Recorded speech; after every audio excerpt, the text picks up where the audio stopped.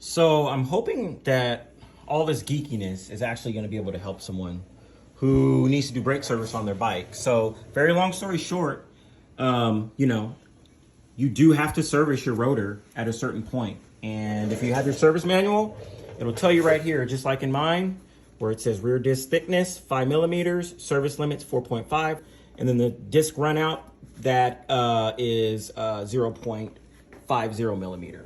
So basically, the thickness, right? The thickness of the actual disc, it's kind of self-explanatory. And then when they talk about run out, when they're saying disc run out, that's basically what they're saying is the grooves, right? Because this disc is not the same. Like you have these grooves where your brake pad wears in, and so you have to measure, right, the highs and the lows, and there's a tolerance of highs and lows. So that's where this dial gauge comes in. So you actually need two things in order to get a measurement on your disc, which would be this dial gauge here that you would set up that sits on the side right there and measures in different parts of the disc. And then you would use the micrometer here to measure the thickness of the disc. You have to have those two things match up or be in compliance in order for you to be within specs. All right, it comes like this. I got this from Harbor Freight. It comes like this with the vice grips already with the setup to have this screwed on to the bottom. So you just screw this on when you're ready to use it. This thing here, it becomes rigid when you get it into the position that you want it. So you can actually use this piece here to lock it in place. The paper towel is just so I don't scratch up the holders for the panniers. So basically, you can move this and you can get it dialed into basically, let's just assume here we're gonna take a measurement right now. Okay, I can turn this dial to 0. So it's right there, okay. We'll go to 0, all right. And the whole basic idea is that you're measuring to determine the highs and the lows on the disc and to find out if they're within the tolerance. So you would just spin the wheel like this, and you will see it measure, right? So when it went backwards there, that's showing where there's a low spot on my disc, right? And then you'll probably see it rise, okay? And then back up. So basically you're gonna wanna do that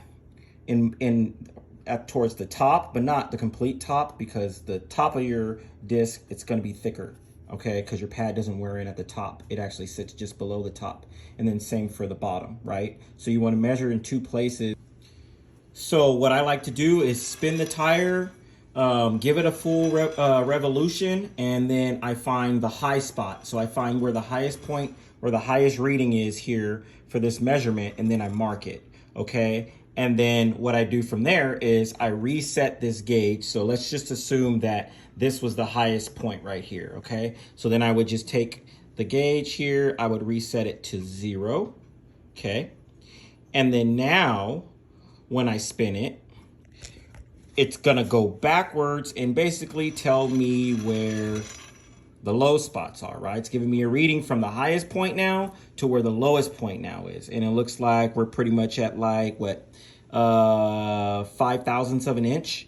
So that's basically how, for me, the way my brain works, how I like to figure it out. Whatever works for you is whatever works for you, but ultimately you need to find the high point, okay? Highest point on your rotor, okay? Measurement wise, and then reset it to 0.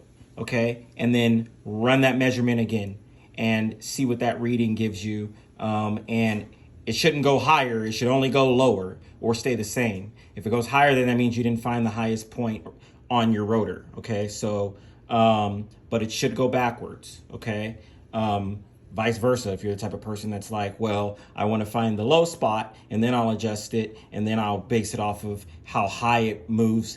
You can do it that way as well. There's always more than one way. However it works for your brain, but for my brain, doing it, resetting it to 0 and then doing it again and seeing how far back the needle actually goes is the best way for me to figure it out.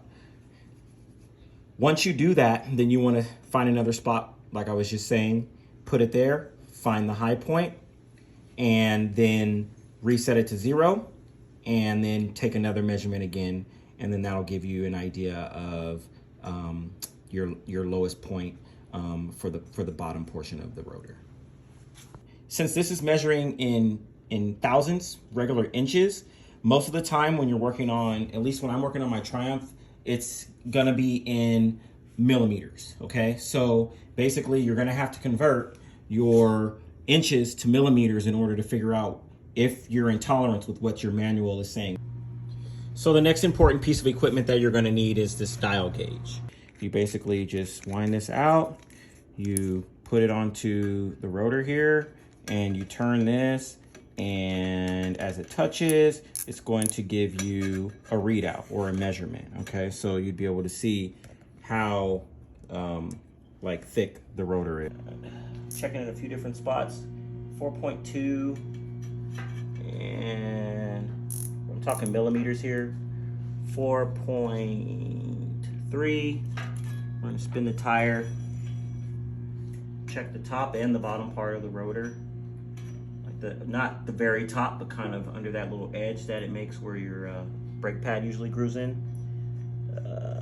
With the measurements that I just got, the bike cannot be ridden, unfortunately, with this rotor because the serviceable tolerance is 4.5 millimeters and I'm down to about 4.2 and 4.1 in certain areas on this thing. So no more riding the Triumph until I get a new rotor, which isn't in stock anywhere. So